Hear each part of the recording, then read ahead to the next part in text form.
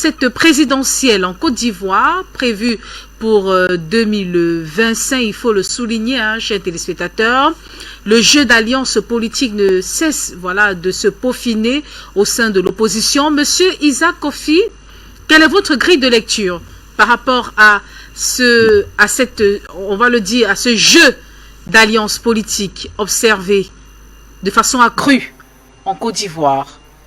Oui, bon, on a vu que le PDCI-RDA, dont je suis membre du bureau politique, et puis le PPACI, un parti en création, bon, qui vient d'être créé, pas en création, qui vient d'être créé, qui n'a pas encore un an, mais c'est le parti du président Laurent Gbagbo qui a quand même un certain aura en Côte d'Ivoire et à l'extérieur. On fait une alliance, ce que je peux qualifier d'une alliance patriotique pour essayer de ramener la paix en Côte d'Ivoire. Car il faut le dire, la Côte d'Ivoire n'est pas en paix. Il y a des centaines, nous comptons 104 prisonniers politiques et militaires, de même que des civils. Il y a eu des prisonniers de 2010, il y a eu encore d'autres prisonniers. Et au cours de la dernière crise de 2020, l'élection présidentielle qui s'est encore soldée par la violence. Donc, cette alliance peut-elle envoyer et peut-elle arriver au pouvoir, puisque la paix, c'est l'objectif, mais pour y arriver, il faut déjà avoir le pouvoir. Je pense que les conditions sont réunies, mais il y a deux aspects. L'aspect social et l'aspect, on peut dire, purement politique. Au plan social, le gouvernement de M. Ouattara, je l'ai dit tout à l'heure dans le premier élément, est très, très impopulaire. M. Ouattara n'a pas de soutien populaire. On le voit, il est aujourd'hui face à sa plus grande crise depuis qu'il est président en 2011 face au Mali, mais les Ivoiriens ne sortent pas pour le soutenir. Et même le journal proche de son parti, le Patriote, a couvert de sa une que M. Ouattara est l'homme le plus populaire en Côte d'Ivoire. Il y a des sondages qui l'attestent. Non, c'est pour, en effet, cacher, on va dire, la main et cacher le soleil avec sa main. Ce n'est pas une réalité. Ce gouvernement, depuis 2020, devait être tombé. M. Macron et la France l'ont soutenu. Ils ont utilisé la violence en passant par des jeunes appelés microbes pour se maintenir au pouvoir, puisque les Ivoiriens, ce ne sont pas des personnes qui vont prendre des machettes, aller dans la rue pour s'affronter. Ce n'est pas un peuple qui est violent. Donc, au plan social, M. Ouattara est impopulaire. S'il y a une élection, cette alliance de M. Gbagbo et du président Bédié remporte l'élection haut les mains. Mais, et c'est là que le bas blesse, y aura-t-il une élection apaisée, une élection transparente, ouverte à tous? Je crois que non. Les conditions ne sont pas encore réunies. Il y a un dialogue politique qui est en cours. Quels sont les points de friction? Il y a par exemple la liste électorale. Monsieur Diawara, qui était avec nous tout à l'heure, l'a dit, il y a plus de 3 millions de Maliens. Nous, on dit il y a plus de 7 millions, d'accord? Juste au niveau, par exemple, des Maliens qui y sont depuis des années, et ceux qui arrivent avec, par exemple, le problème du djihadisme, et les Burkinabés aussi avaient déjà 5 millions, mais récemment, il y a un très grand nombre de réfugiés du Burkina qui est venu encore en Côte d'Ivoire, Ouaké, la deuxième ville du pays, qui avait autour de je crois, 600 000 habitants, est passé subitement à 2 millions d'habitants. Et toutes les villes de l'intérieur du pays, même Abidjan est aujourd'hui massifié, plus de 7 millions d'habitants dans uniquement le district même d'Abidjan, la ville, les 10 communes de la ville. Donc, la situation que nous vivons, il y a une liste électorale qui ne reflète pas la réalité, n'est pas conforme, en tout cas à la réalité en Côte d'Ivoire. Il y a eu un dernier recensement où on nous parle de 30 millions d'habitants et 5 millions d'étrangers. Mais lorsqu'il dit 5 millions d'étrangers et on a le conflit, c'est les mêmes qui sortent pour dire non, on a 3 millions de Maliens qui vivent en Côte d'Ivoire. Donc on va pousser sur ce levier. Si vous avez 3 millions et vous dites que vous avez 5 millions d'étrangers, alors il reste combien? Il reste 2 millions. Les Burkinabés ne sont pas 2 millions en Côte d'Ivoire, les Libanais et les autres. Donc si la liste électorale n'est pas assainie, l'élection, on n'ira nulle part. Elle va toujours se solder par la violence, comme ça a toujours été constaté en Côte d'Ivoire. Et M. Ouattara sait que sur cette partie, il gagnera toujours, parce que les Ivoiriens, c'est pas un peuple qui est prêt à la révolution. Il n'y aura pas de révolution en Côte d'Ivoire en l'état actuel. Peut-être que M. Goubera pourra donner plus d'éléments. Les Ivoiriens, depuis combien de décennies, M. Ouattara les martyrise, mais ils ne sont jamais sortis, comme au Burkina, comme au Mali, pour dire nous allons faire une révolution populaire pour chasser ce monsieur. D'ailleurs, la société civile en Côte d'Ivoire, elle est très faible. Donc, sur cet élément, au plan politique, la liste électorale, de même que le Conseil constitutionnel, tous les membres aujourd'hui, ou la majorité des membres, leur contrat est caduc, le président même est malade, son contrat est caduc, mais M. Ouattara le maintient. Nous avons le découpage électoral. Il y a par exemple la circonscription d'où M. Ouattara dit être originaire, la circonscription de Congo, qui a par exemple 2 députés à l'Assemblée nationale, et la ville de Boaké, dont je vous parlais tout à l'heure, avec 2 millions d'habitants, n'a que 2 députés. Congo, c'est pas plus de 20 000 habitants, ils ont 2 députés. Par contre, la ville, par exemple, de Boaké, comme j'ai, a 2 députés. Ils ont le même nombre de députés. M. Ouattara fait des partages au niveau des circonscriptions au nord qui font qu'il est toujours majoritaire dans les élections locales d'abord. Par exemple, les mairies qui vont venir en 2023, il est sûr de l'emporter avec la fraude et ce découpage qui lui est favorable. Et ce sont les maires et les conseillers régionaux qui votent les sénateurs, et M. Ouattara nomme les 33% qui restent. Donc, il contrôle le Sénat, donc il contrôle la Chambre basse. Il n'y a pas de réforme, il n'y a pas de réforme possible au niveau du Parlement, et c'est avec ce même système qui gagne au niveau des législatives. Et c'est par exemple, dans les mairies, on falsifie les papiers pour donner à des personnes qui n'en ont pas droit légalement, mais qui ont ces papiers pour pouvoir grossir le bétail électoral. Donc, ce sont là les vrais problèmes, les vrais défis de l'opposition. Si l'opposition peut régler ces problèmes, en tout cas, M. Ouattara ne fera pas de poids. S'il y a une élection, comme en 2010, qui est supervisée peut-être par des organismes indépendants, M. Ouattara ne passera même pas 10% de l'électorat. Vous pouvez voir en 2020, France 24 et même RFI, des gens qui font de la propagande habituellement pour M. Ouattara, ils ont été dans des bureaux de vote, ils ont dit, mais le taux de participation n'a pas dépassé 10%. Et M. Ouattara a dit qu'il a eu un taux de 80% et qu'il a gagné à 94%, ce qui est bien sûr un mensonge. Donc, le vrai problème concernant l'opposition, c'est cela. Sinon, il y a des hommes, il y a aussi le soutien populaire, mais il manque bien sûr les réformes nécessaires pour que l'élection soit transparente, le plus transparent possible et ouvert à toutes les personnes qui désirent y participer. Merci, M. Kofi. M. Tapé Goubera, alliance politique au sein de l'opposition, perte de temps ou alors le début de la mise en place d'un stratagème bien précis pour faire bouger les lignes?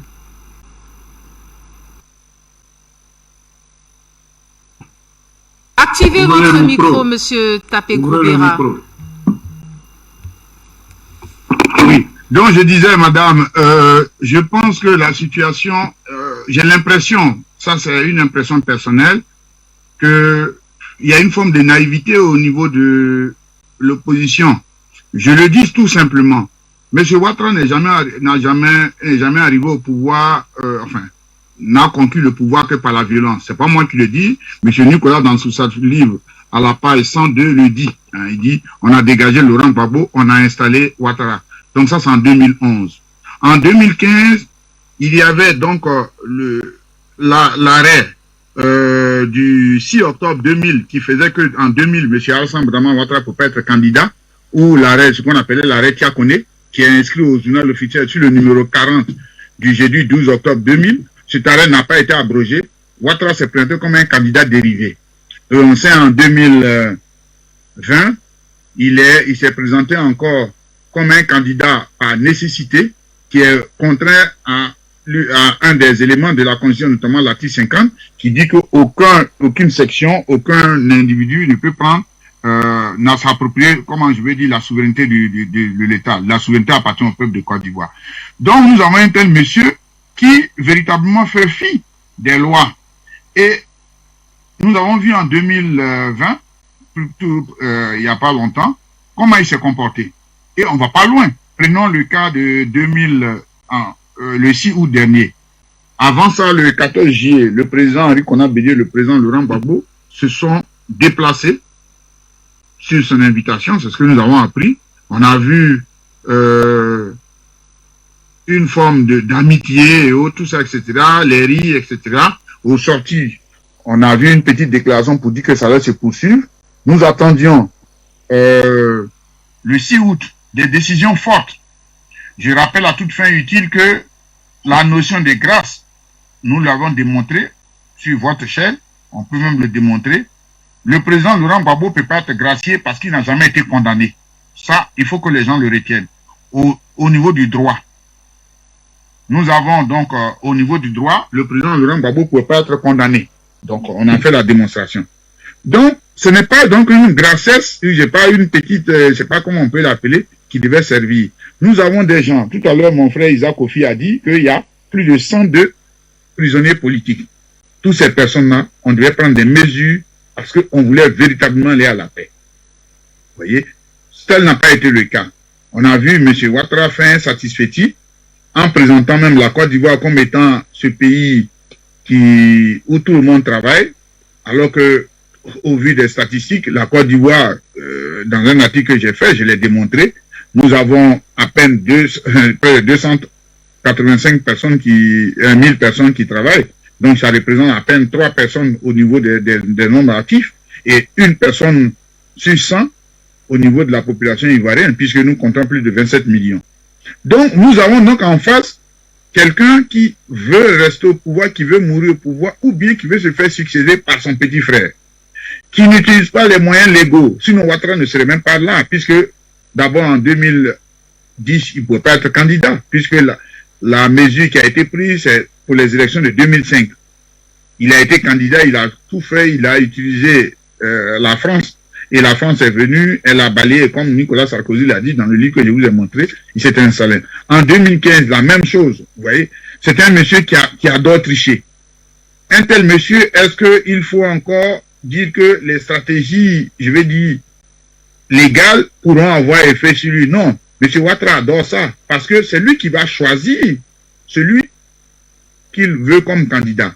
En 2020, on a vu, sur 44 candidats, il a retenu 4, selon sa volonté. Les autres les a éliminés. Donc, la même chose va se faire. Moi, je pense, c'est vrai que les partis politiques sont libres aujourd'hui de vouloir faire cette alliance, etc. C'est peut-être, à principe, c'est une bonne chose, mais je ne pense pas que M. Ouattara puisse quitter le pouvoir s'il n'y a pas une volonté populaire, comme ça s'est passé au Burkina Faso. Il faut que les Ivoiriens eux-mêmes décident. Sinon, dire que si nous allons à des élections, quelle que soit l'issue, M. Ouattara sera vainqueur. M. Isaac Kofi vient de faire la démonstration avec différents éléments. M. Ouattara, il adore tricher. Il adore tricher. Donc, comment voulez-vous qu'un tel monsieur puisse être se laisser avoir? Surtout que il a un passif. Il a pas mal de casseroles. Il n'y a pas longtemps, sa femme a été citée dans un truc de bien mal acquis. Vous voyez, lui-même, il y a des soupçons, ainsi de suite. Donc, il y a beaucoup de choses qui se passent. Et donc, M. Ouattara ne veut pas quitter le pouvoir. Sans compter le fait que la France aujourd'hui, qui est mal partie, puisque les Africains décident d'avoir leur souveraineté, mais la France, je dis bien la France, l'élite française, c'est-à-dire ceux qui sont gouvernent et qui veulent toujours s'approprier les ressources de l'Afrique, aujourd'hui, sur qui la France compte pour pouvoir continuer de déstabiliser le Mali ou d'autres pays? C'est sur la Côte d'Ivoire, puisqu'il y a une force d'intervention militaire, le 43 Bima, qui est située à près de entre 300 et 400 mètres de l'aéroport. Dès que vous descendez, les premiers militaires que vous rencontrez, je vais dire, comme ça, c'est la base militaire française. Vous voyez, donc, aujourd'hui, pour la France, ne pas perdre la Côte d'Ivoire, c'est quelque chose de fort. Or, on sait que le président Laurent Gbagbo, la France, c'est la France qui l'a enlevé. Je ne pense pas que son alliance avec le président Bédié puisse changer quelque chose, puisque même ça, ils ne l'accepteront pas. Donc, ce qui veut dire que cette alliance, c'est bien, par principe, c'est une bonne chose, etc. Mais je pense plutôt que ce sont les Ivoiriens qui souffrent. Et qui, on a vu le sujet précédent, qu'on veut entraîner dans une guerre qui n'est pas la leur. Les Ivoiriens qui véritablement broient le noir, on commence à encercler Abidjan avec des péages. Ça, on n'en parle pas beaucoup. Puisque vous prenez le Grand Bassam, compte tenu du fait que il n'y a qu'à Abidjan où se trouvent, comment on appelle, les institutions administratives et autres, tout ça. La plupart des gens, pour pouvoir travailler, avoir un travail, je vais dire, un peu décent. Voilà, c'est là-bas que les gens viennent. Donc, quelqu'un qui a Grand Bassam, il doit payer par jour 2000 francs. Donc, à la fin du mois, il paye déjà le SMIC. Vous voyez, donc, ça veut dire que véritablement, c'est une situation qui est difficile. On apprend qu'il y a d'autres péages qui vont être installés. Donc, finalement, on va barricader Abidjan avec des péages. Pour entrer à Abidjan, vous devez payer. Vous allez dire bonjour à votre frère. Si vous n'êtes pas résident à Abidjan, vous payez 2000 francs seulement déjà pour lui dire bonjour, sans compter ce que vous allez manger. Donc, il y a la paupérisation, il y a cette situation. Donc, ce qui fait que véritablement, les Ivoiriens, quand on regarde cette situation politique qui, dans ma foi, on a l'impression que les dirigeants africains, les dirigeants ivoiriens, c'est vrai, ils sont des hommes de paix. Et là, des fois, on s'étonne sur beaucoup de choses. On prend même le cas du camp de Griffe Pro-Gbagbo, comme on nous avait taxé à l'époque.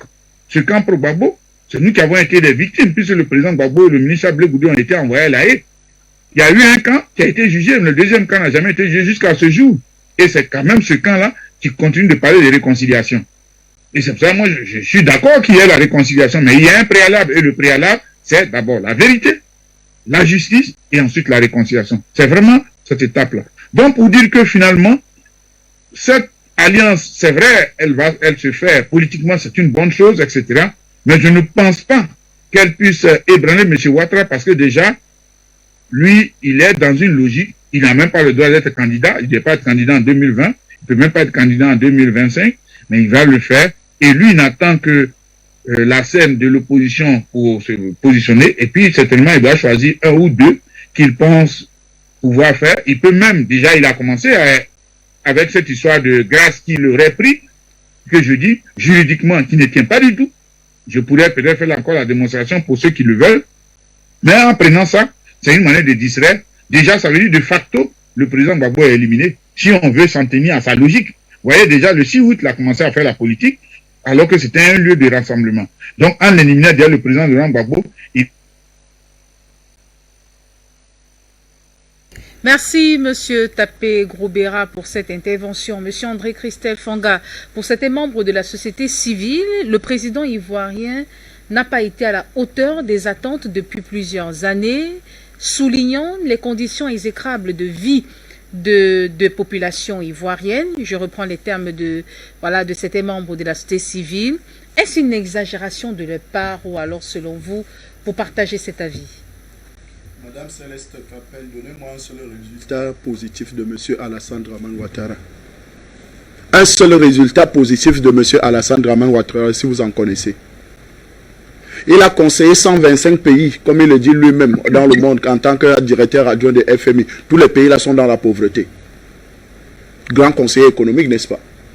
Le FMI a développé quel pays parmi ces 125 en tant que directeur général adjoint du FMI? Zéro. Citez-moi ces faits d'armes en tant que premier ministre de Côte d'Ivoire, sur Houphouët-Boigny. Zéro. Citez-moi en tant qu'opposant même en Côte d'Ivoire. Vous savez, quelqu'un qui est faux, même faux dans son identité. Vous savez que les mêmes gens, Henri Konan Bédié qui le côtoie aujourd'hui, c'est Konan Bédié qui avait sorti la loi sur l'ivoiriété. Et qui avait, M. Ouattara était poursuivi pour fausse identité, interdit d'atterrir en Côte d'Ivoire. Donc quand quelqu'un est même d'abord faux avec sa propre identité, et le président Laurent Koudou Gbagbo, dans une interview, avait dit que Ouattara est un menteur. Ce n'est pas nous qui le disons, c'est l'interview encore là, que M. Ouattara est un menteur. Alors, si le président Ouattara est un menteur, vous pouvez... Le reste, vous pouvez définir. Parce que le mensonge va avec tout le reste. On peut voir cette rébellion. On peut voir ces assassinats en porte-pièce. On peut voir cette roubladise. On peut voir tout ce qu'il a fait en Côte d'Ivoire. Donc, aujourd'hui, parler de Ouattara ou bien d'un bilan ou bien de quelque chose, mais non. C'est quelqu'un de négatif. C'est un négatif. C'est le plus grand malheur qui est arrivé à notre continent. Sous nos yeux. Monsieur Alassane Ouattara est le plus grand malheur qui est arrivé à notre continent sous nos yeux. Avec des bébés errantes comme Kimbafori Soro Guillaume. Voilà la plus grosse bêtise qui nous est arrivée. D'avoir accepté.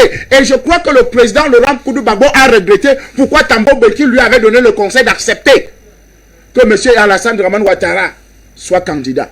Tambo Belki, même dans ses mémoires, lui-même a dit il regrette pourquoi il a mis la pression sur le président Laurent Koudou-Gbagbo d'accepter la candidature de M. Alassane Dramane Ouattara.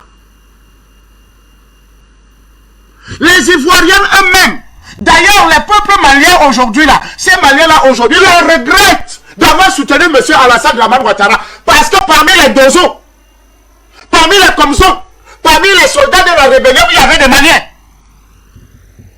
M. Alassane Dramane Ouattara avait dit à son époque, on refuse que je sois candidat à l'élection présidentielle parce que je suis du Nord.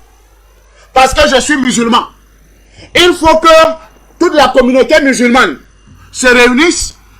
Ils se sont réunis, que ce soit les forces mystiques, les marabouts et tout ça, se sont réunis pour soutenir Alassane Dramane Ouattara dans sa rébellion. Jusqu'à ce qu'il obtienne le pouvoir. Mais le premier peuple martyrisé, le premier peuple qui souffre sur la gouvernance de M. Alassane Dramane Ouattara, ce n'est pas les peuples du Nord. Ahmed Bakayoko est où? Ngom Koulibaly est où? Ils sont où? Quand la situation est arrivée, la situation du Mali est arrivée, qui était le premier à vouloir censurer ce peuple digne du Mali? Ce n'était pas M. Alassane Dramane Ouattara. Le Mali est à 70% musulmans. Ce ne sont plus ses frères musulmans.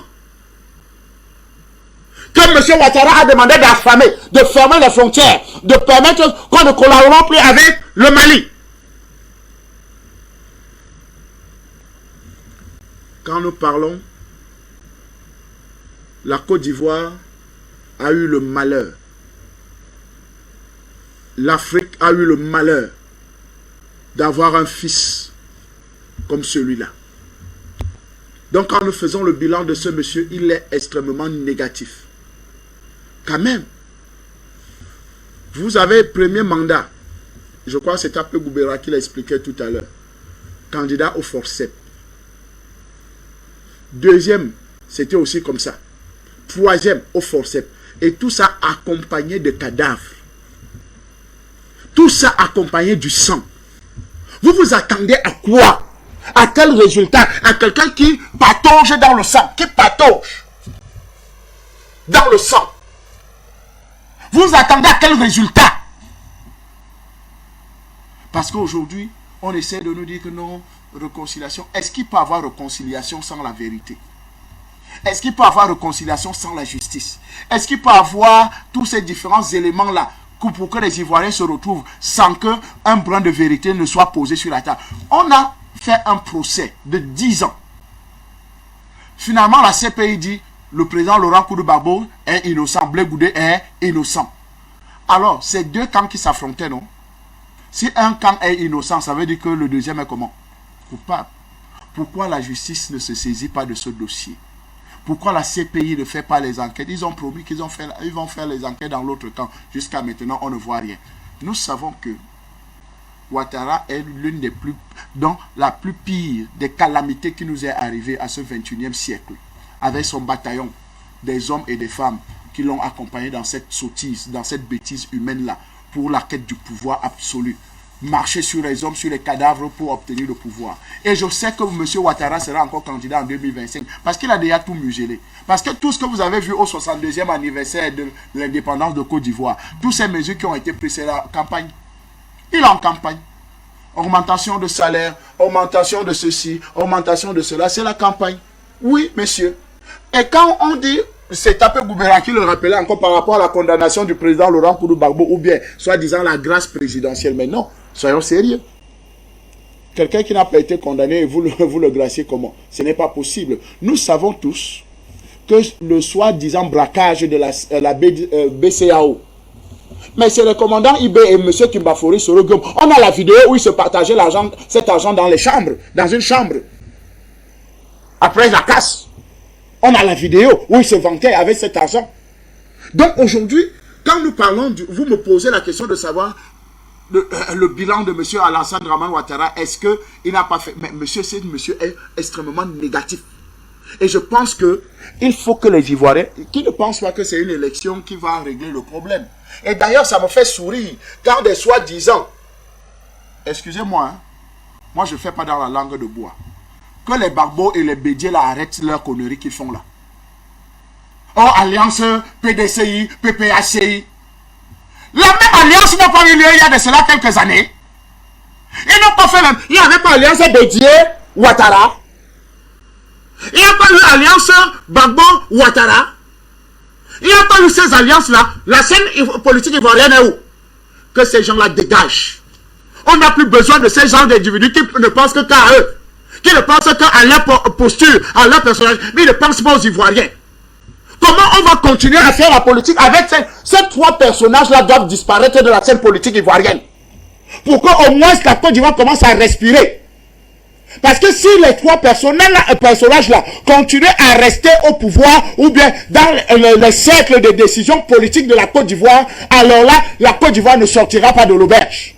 Parce que la vérité, c'est que tous ont fonctionné ensemble, tous ont fait des alliances hier, tous ont désuni leur alliance, ils se sont réunis avec les adversaires se sont réunis avec les adversaires, finalement, tous c'est des boulangers, finalement, ils roulent tout le monde dans la farine. Et nous, on ne peut plus continuer à céder à ce chantage-là. On ne pouvait pas imaginer que Blé Gloué pouvait continuer à rester hors du pays.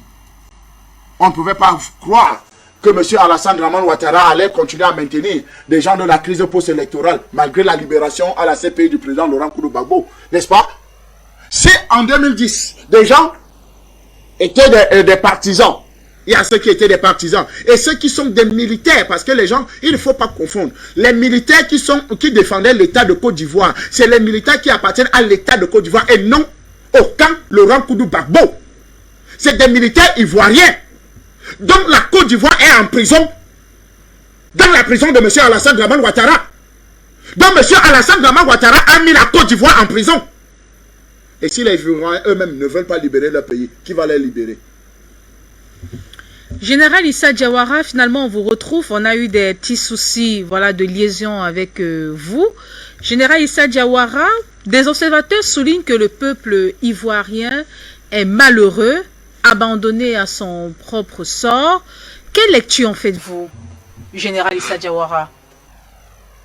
Madame, la révolution, ce n'est pas un fruit mûr qui tombe de l'arbre.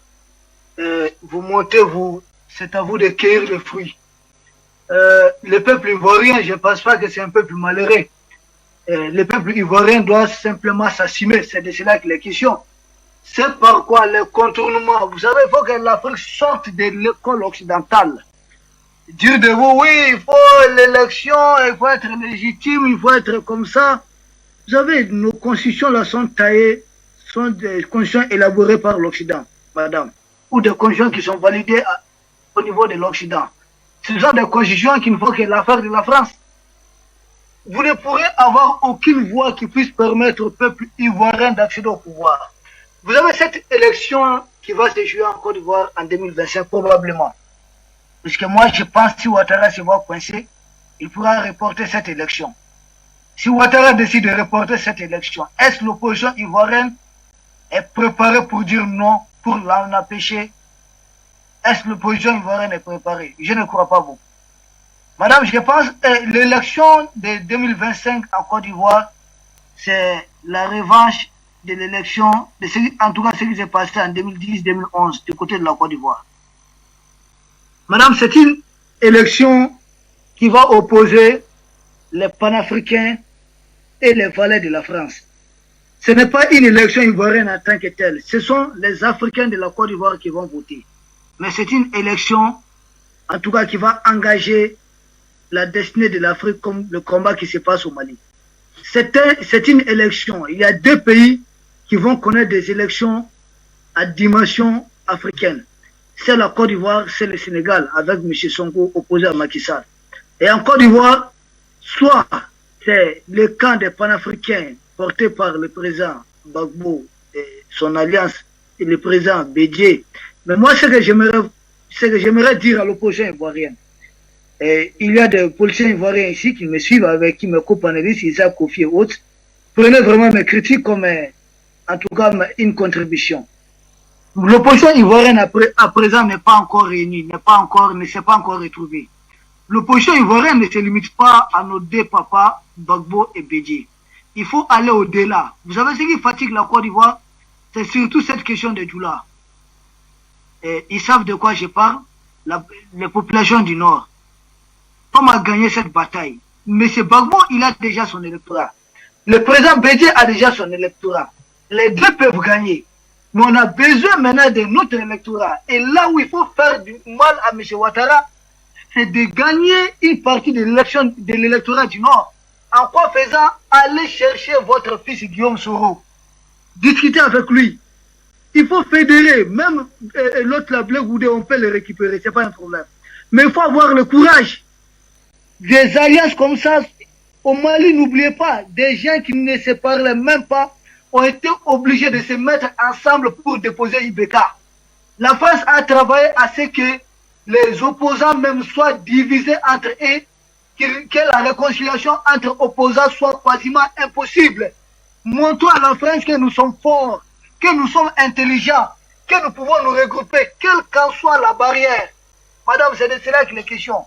Il ne faut pas limiter l'opposition au niveau que nous voyons actuellement. Il faut aller au-delà, aller chercher vos fils, rassurer les populations du Nord et Ouattara est fini. C'est de cela qu'il est question. Il faut faire de Ouattara un coup KO et vous pouvez le faire. L'opposition ivoirienne divisée, bon, si c'est une stratégie, je peux comprendre, je lis un peu dans la politique ivoirienne, ils peuvent mettre en avant ce qu'on appelle la stratégie de la division, c'est-à-dire quoi? Vouloir faire croire à Ouattara qu'ils sont divisés pour permettre à Ouattara de se livrer à certains. Et au moment opportun, ils vont fédérer, ils vont faire un bloc. Ils peuvent se retrouver au second tour, si Ouattara le permet bien sûr un deuxième tour. Tout comme Ouattara peut voler les résultats même du second tour et ils seront obligés de faire front commun pour maintenant aller vers un contentieux électoral. Il y a tout ce planning, il y a tout ce travail. Je pense qu'il faut vraiment aller au travail, quoi. Il faut que les choses sérieuses soient là. L'opposition ivoirienne doit vraiment gagner les cœurs de tous les autres. Les Ivoiriens qui ne veulent pas de Ouattara, ils sont majoritaires. Comment les mettre ensemble? Tous ces Ivoiriens-là se retrouvent à travers certains leaders. Comment permettre à ces leaders de se retrouver? Le combat qui se joue en Côte d'Ivoire, ce n'est pas que votre combat, vous Ivoiriens. C'est notre combat, nous tous. C'est le combat de l'Afrique. C'est la destinée d'une bonne partie de l'Afrique. La Côte d'Ivoire, c'est le premier PIB de la zone yémois. Le Sénégal à la deuxième position, le Mali en troisième position. Et en Côte d'Ivoire, là, se joue quelque chose de très sérieux. Parce que si la CEDEAO n'a pas pu mettre en œuvre une monnaie, l'éco, c'est parce que l'Occident, la France, l'Union européenne, s'appuie sur Ouattara pour bloquer cela. Qui est la troisième économie de la zone CEDEAO sur les 15 pays. Maintenant, la Côte d'Ivoire, c'est vraiment un atout. Comment déverrouiller la Côte d'Ivoire, comment déverrouiller le Sénégal? Déjà, je vois Sonko s'est déjà allié avec le président Goïta, qui est très populaire au niveau de l'Afrique. Nous autres, ne dites pas que les Maliens ont soutenu Tanta. Non, moi j'ai tout le temps soutenu le président Gbagbo. Je suis très cohérent. Et aujourd'hui encore, je soutiens l'opposition ivoirienne. Même si vous amenez un diable qui est prêt à faire le combat panafricain, je le soutiens. Si vous amenez un Dieu qui veut être avec la France, j'ai le combat. C'est ça, nous, notre combat. Nous ne sommes pas dans les querelles des personnes. Si Gbagbo devient même demain, nous, on n'est pas avec lui. Si Assimi Goïta flash demain là, moi, je ne suis pas avec lui. Que les choses soient claires là. Nous sommes dans un combat d'idées. Il s'agit de l'Afrique. Comment gagner? Comment réunir? Comment renverser? Parce que quand l'Afrique va s'émerger, l'Occident va tomber. C'est de cela qu'il est question. Donc que les Ivoiriens comprennent. Monsieur Isaac Kofi, votre mission, c'est une mission panafricaine. Nous vous mettons en mission. Faites tout pour fédérer toute l'opposition ivoirienne. L'opposition ivoirienne fédérée, travaillez en toute confiance. Je sais, j'ai confiance à votre génie. Vous allez développer des stratégies pour arracher le pouvoir à M. Ouattara. il ne donnera pas ce pouvoir de sa propre volonté. Je le dis, je vous le rassure, le pouvoir, ça doit être arraché et travaillé dans ce sens. Je vous remercie. Pardon, madame, élément de précision. Le Mali, ce n'est pas 70% des musulmans, mais c'est autour de 94% des musulmans. Merci. C'était les chiffres que j'allais donner. Merci. On va rester avec vous. On va revenir vers vous dans quelques minutes. On va revenir vers vous dans quelques minutes avant la clôture de ce programme. Le temps de prendre professeur Mbelek. On revient sur ce constat qui a été fait par certains observateurs, soulignant que le peuple ivoirien est triste, malheureux, abandonné à son propre sort. Quelle lecture en faites-vous? Bon, vous voulez dire par là que le peuple ivoirien, vous avez dit, hein, Ivoirien. Abandonné par les leaders que Fanga a cité tout à l'heure. Je reprends les termes de ces observateurs. Le peuple ivoirien, malheureux, triste, abandonné à son propre sort. Mais le peuple est souverain, non? La voix, Vox Populi, Vox Dei, la voix du peuple, la voix de Dieu. Donc, il ne saurait être abandonné. Les gens qui gèrent les nations, hein, sortent de ces nations. Ok? Je répète, c'est-à-dire que les gens, par exemple pour le cas de la Côte d'Ivoire, les gens qui gèrent la Côte d'Ivoire sortent de la Côte d'Ivoire. Que ce soit de naissance ou d'adoption, peu importe, ce sont des gens de la Côte d'Ivoire. Les gens qui gèrent, par exemple, l'État français, sont des gens qui sont de la France. Donc, ils ne sont pas différents, que ce soit par les mœurs ou autres. Donc, que le peuple ivoirien... Non, le peuple est fort, c'est lui qui a la force. Justement, je crois que vous me donnez l'occasion de réagir sur ce que j'ai entendu qui revenait souvent comme un serpent de mer, à savoir que les Ivoiriens sont pour la paix et qu'ils ne sont pas violents. Et donc, si Ouattara met la violence, il va encore gagner. Bon, ok, il va faire quoi d'autre? Puisque Ouattara ne sait faire que ça. Je crois que Fanga a dit ça tout à l'heure. Et puis l'espérance a prouvé. Donc, eux sont condamnés à ne jamais s'assumer, quoi. Ouais, dans ce sens-là, il sera abandonné. Non. Les leaders sortent du peuple. Donc pour que la Côte d'Ivoire soit abandonnée par ses dirigeants, enfin, les leaders ou ses dirigeants ou autres, ça veut dire qu'il n'y a personne de valable en Côte d'Ivoire. Non. S'il y a, mettons, j'arrondis à 30 millions d'habitants en Côte d'Ivoire, dans les 30 millions d'habitants, au niveau des adultes, il y a une partie qui peut quand même orienter les autres. Sinon, ce n'est plus un peuple. Un peuple se donne ses dirigeants. Par contre, on peut confisquer la liberté d'un peuple pendant un certain temps. Pas tout le temps, pendant un certain temps. Ça, c'est possible. C'est ce que fait Ouattara. Mais chaque chose a une fin. Surtout quand c'est humain. Entre humains, chaque chose a une fin. Donc, M. Ouattara occupe le pouvoir ivoirien et ferme la porte à tout le monde, y compris à ses anciens alliés. Je pense à Guillaume Soro. Ferme la porte. Alors, maintenant, lui, il est âgé. Il ferme aussi la porte aux jeunes. Il s'agit de Soro, ça s'agit aussi de Blé-Goudé. Porte fermée. Bon. J'ai compris que Fangaï parlait du fait qu'en fait, je pense qu'il voulait dire qu'il faut laisser la place aux jeunes. Mais pour laisser la place aux jeunes, il faut, comment dire, les laisser compétir. Il faut laisser s'exprimer. Il faut les laisser la possibilité aussi de dénoncer leurs idées, d'essayer de les mettre en œuvre. Mais ce n'est pas le cas. Donc, moi, je pense que la Côte d'Ivoire fait partie de l'Afrique. Et nous sommes des panafricains. Donc, même si c'était le cas, Céleste, c'est que vraiment, ils étaient abandonnés. Ils ne sont pas abandonnés de l'Afrique, parce que nous, on est des panafricains. Les émissions que nous faisons même ici montrent que nous avons toute la sollicitude vis-à-vis des Ivoiriens. Et d'ailleurs, je pense que la Côte d'Ivoire, c'est un des États dont on a le plus parlé sur la chaîne Afrique Média ces dernières années. Okay?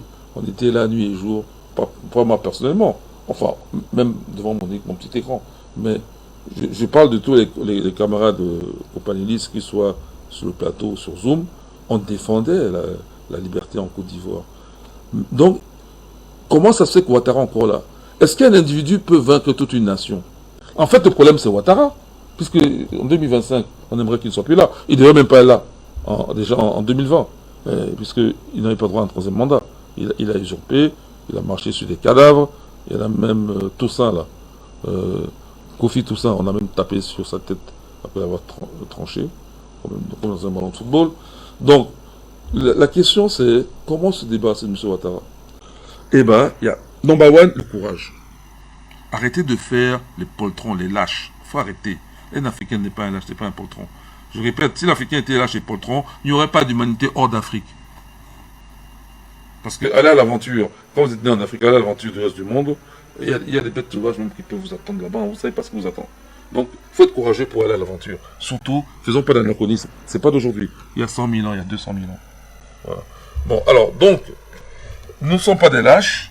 Première chose, c'est prendre son courage à deux mains et affronter le monstre. Moi, je veux dire que si c'est nécessaire, le lion arrive, on l'affronte. Parce qu'on est mentalement préparé. Il faut commencer à se préparer psychologiquement à se débarrasser de Ouattara. Et les exemples ne manquent pas. Le Mali est à côté. Il donne l'exemple. S'il faut, ils n'ont qu'à faire... madame, elle s'appelle... on a parlé d'elle tout à l'heure. Balé, elle a fait voyage pour le Mali. Voilà. Elle va là-bas, elle prend conseil, elle échange avec les autres. Ok. Faut que le Mali devienne même un lieu où on va explorer et regarder que les sciences maliennes telles qu'elles s'exercent. Donc, ils ont bien fait partie Ibeka. Mais on peut faire partie Ouattara également. Parce que les Africains sont les mêmes. Un Ivoirien vaut bien un Malien vaut bien un Ivoirien. Voilà. Cette opposition Mali-Côte d'Ivoire, moi, personnellement, si vous me permettez, moi, je me souviens même, j'étais encore en France. J'ai dit aux frères ivoiriens, ça n'a pas de sens même de dire que Ouattara n'est pas ivoirien. Parce que si Ouattara n'est pas ivoirien, ok, ça veut dire que, puisque la double nationalité est même permise dans ces pays-là, hein, c'est pas comme au Cameroun, hein, en pays dans l'Afrique de l'Ouest, ça a même la triple nationalité pour certains. Si Ouattara n'est pas ivoirien, un Français, lui, il est ivoirien. Parce qu'on peut devenir ivoirien par mariage. Donc un Français, ancien colonisateur d'ailleurs, lui, il va être ivoirien, quoi. Tout Africain est ce qu'il veut où il veut, même sans papier. Parce que nous, on est des panafricains. C'est comme ça qu'on le pense dans nos têtes. Même s'il n'a pas les papiers, il vient ici, là, par exemple ici au Cameroun. Tout Africain est bienvenu, il est camerounais. Si on lui fait des tracasseries administratives, il est capable de les dénoncer en faisant appel aux gens de son voisinage. Et je n'ai pas encore connu ça personnellement ici. Voilà.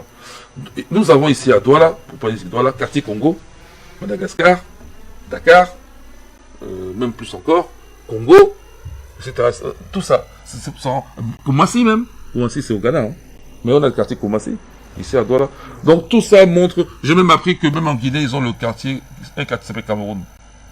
Donc, le panafricanisme est en marche et il doit triompher. Et c'est pas la peine de perdre du temps. Et ils ne triompheront pas. Quelqu'un a dit que ça ne tombe, je crois que c'est Issa Diawara, ça ne tombe pas du ciel. Ça se triomphera par nos mains, par le combat, par la lutte. Les Vietnamiens ne sont pas devenus libres du jour au lendemain comme ça, parce que le bon Dieu a eu pitié d'eux. Non. Il y a les Algériens qui sont des Africains comme nous. C'est la même chose. Il faut donc être prêt à affronter la bête Ouattara. Il faut donc être prêt à dépasser mentalement certaines situations. Si les gens d'un certain âge ne peuvent plus agir, les jeunes doivent agir. Si les gens d'un certain âge ne peuvent pas s'entendre, parce qu'il leur manque des idées, il leur manque comment dire, consistance. Oui, je cherchais un autre mot, un peu de, c'est pas le courage, c'est de l'audace, ok? Les jeunes pour avoir cette audace. Donc, il faut que, et puis l'organisation, et les mathématiques alors. Céleste, et les mathématiques. Ça compte les mathématiques. C'est-à-dire que, regardez la solution, c'est qu'elle analyse, prenez la peine d'analyser, ça demande du temps, prenez la peine d'analyser, et trouver une solution mathématique imparable, qui fait que, quel que soit alpha, Ouattara ne place plus, quel que soit alpha, il y aura quand même une entente entre Ivoiriens qui veulent que ça avance. La première chose, c'est bien de définir les choses, clarifier les situations. Qu'est-ce que vous voulez exactement? Vous voulez compter avec l'ivoirité? Nous, on veut le panafricanisme. Vous voulez entrer dedans? Tu ne peux pas être panafricain et en même temps parler d'ivoirité, c'est un non-sens. Il faut donc dépasser ce problème-là. Vous parlez de réconciliation. Il n'y a pas de réconciliation avec des ennemis du peuple. Parce que la première réconciliation, dans le cas de Ouattara, c'est de laisser entrer ceux qui veulent revenir en Côte d'Ivoire, libérer tous les prisonniers politiques.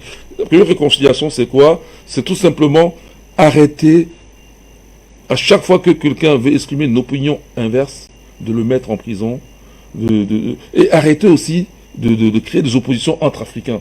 En d'autres termes, le Mali prend une option, la Côte d'Ivoire, qui elle est du côté de l'OTAN, envoie des militaires, je ne reviens pas sur l'opposition, mais c'est Et ça s'étudie mathématiquement. Vous étudiez ça mathématiquement, vous voulez arriver à un résultat, et vous faites tout de façon volontariste pour y arriver, avec le courage qu'il faut. Monsieur Isaac Kofi, en quelques mots s'il vous plaît, l'opposition peut-elle changer la donne pour l'échéance 2025? En quelques mots, nous sommes en train de clôturer le programme. La balle est dans le camp de l'opposition. Bon, le frère tout à l'heure parlait des personnes du Nord, c'est vrai, et c'est eux qui ont soutenu M. Alassane Ouattara, mais ils sont aujourd'hui les plus impactés lorsque vous voyez le commerce, vous voyez les gens qui dorment dans les cimetières et tout, ce sont des gens qui viennent généralement d'ailleurs, mais aujourd'hui on a un autre problème, c'est la communauté. Bon, là, comme on n'aura pas le temps, peut-être qu'un autre jour j'en parlerai, on a des personnes de la CEDEAO qui soutiennent M. Ouattara. Dès lors qu'on peut aller vers ces personnes-là, les convaincre que si il y a un changement de régime, ils n'ont rien à craindre, je crois que cela va apaiser et tous les Ivoiriens, en un sens, seront contre M. Ouattara. Et bon, il faut de l'audace et il y a des personnes sur le terrain, comme Mme Balé, comme bien d'autres, qui ont essayé de prendre leur bâton de pèlerin pour que les choses changent. Et j'ai grandement foi en que cela va être possible. Mais bon, il faut encore laisser le temps. 2025, c'est encore loin. Monsieur Tapé Groubera, la question également adressée à vous. L'opposition aura-t-elle une chance de changer la donne, de faire bouger les lits? Monsieur Tapé Groubera, en quelques secondes, s'il vous plaît. Oui. Donc, je disais que la libération de la Côte d'Ivoire viendra rapidement des Ivoiriens eux-mêmes dans l'organisation qu'ils feront.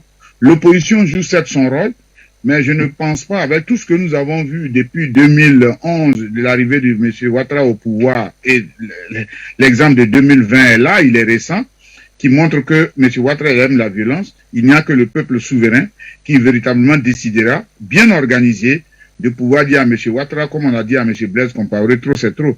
Sinon, l'opposition, si elle reste dans la posture dans laquelle elle est toujours, de pouvoir se conformer aux lois, alors qu'en face, nous avons quelqu'un qui ne respecte rien, on va encore faire 10 ans, 20 ans, 30 ans dans cette situation.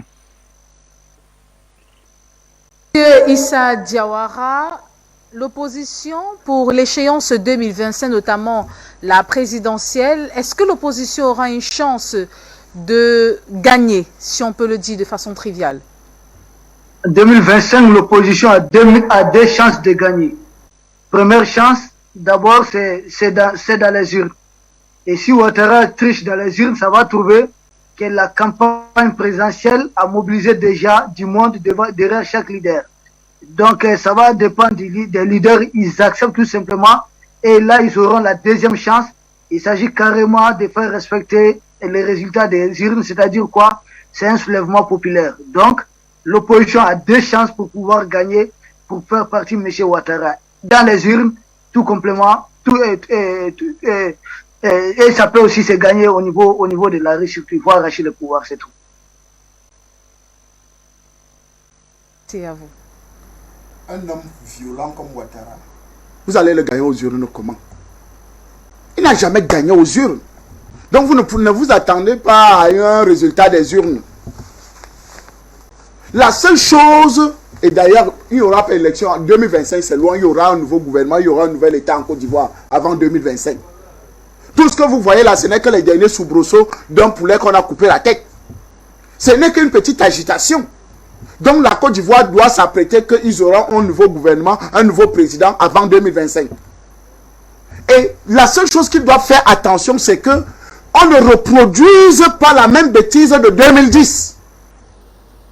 Qu'on permette à la France d'imposer son nom à la tête de la Côte d'Ivoire. C'est pour ça que nous interpellons le peuple ivoirien de prendre leur destin en main. Ça vous regarde si vous laissez encore Ouattara gouverner. Professeur Mbelek. Tout montre que M. Ouattara ne devrait même pas avoir la possibilité de finir son mandat. Parce que ce qui se passe avec le Mali, là, ce sont les prémices de sa propre chute. Il va se révéler. On a des éléments, des preuves. Hein. Dans Mali, il y a des preuves. Hein. On en aura encore plus. Que Ouattara y est pour quelque chose. Et il sera mis à nu que c'est un vrai agent de l'impérialisme occidental de l'OTAN. Donc, ce que nous demandons, moi je vais être très bref là, ce que nous demandons aux frères ivoiriens et aux sœurs ivoiriennes, parce qu'il y a par exemple Madame Balé, hein, c'est une sœur, elle se bat, elle a le courage de se battre, c'est justement d'accentuer cette lutte-là. Comme juste là, c'est pas les élections, c'est truqué, c'est triché, on a vu, on tue, il y a les microbes, tout ça. Qu'est-ce qu'on n'a pas vu? On a même vu des alliances qui se sont défaites. On croit qu'il y a une alliance, hein, en 2020. Finalement, elle se défait, elle se détricote. On a connu ça ici. Donc, la meilleure chose, c'est d'être prêt à l'affrontement.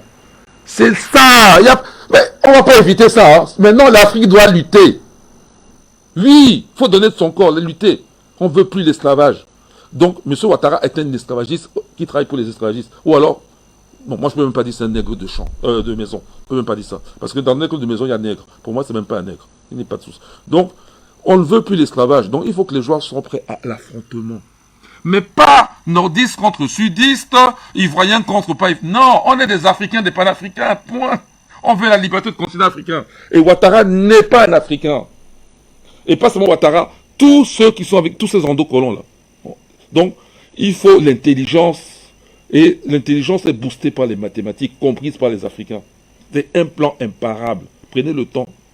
Et c'est les mathématiques qui permettent de dépasser même ses passions. Par exemple, moi j'aime aller par là-bas, mais les mathématiques ne vont pas. Parce que si tu vas là-bas, la suite va te faire échouer. Donc, il faut qu'ils dépassent leur propre ego, leur passion. Parce que la cause à défendre là est prioritaire. Et ils ont trop enduré. Donc maintenant, il faut qu'ils mettent le maximum de force. Rouger, voilà, mais pour gagner.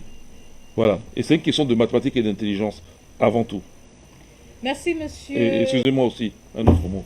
Allez-y. J'ai déjà dit, mais je redis. Le courage. Merci, professeur Mbélé, pour votre... C'est une émission de mérite des premières dames. Je voulais saluer ma première dame, Madame Fanga, qui nous suit. Également, nous adressons la première dame de quelqu'un. Bien sûr, en même temps, hein, la bonne charité commence par soi-même. Voilà. Bonsoir particulier à Madame Fanga. Monsieur Fanga a tenu à revenir là-dessus. Professeur Mbélé, vous êtes astrophysicien panafricaniste. Merci pour votre disponibilité. Merci pour l'invitation, Céleste. Et ça sera toujours un grand plaisir de participer à un niveau modeste, bien sûr, hein, à cette libération totale du continent africain, même par le verbe. C'est déjà un début. Général Issa Diawara, merci d'être toujours présent lorsque la télévision panafricaine vous contacte.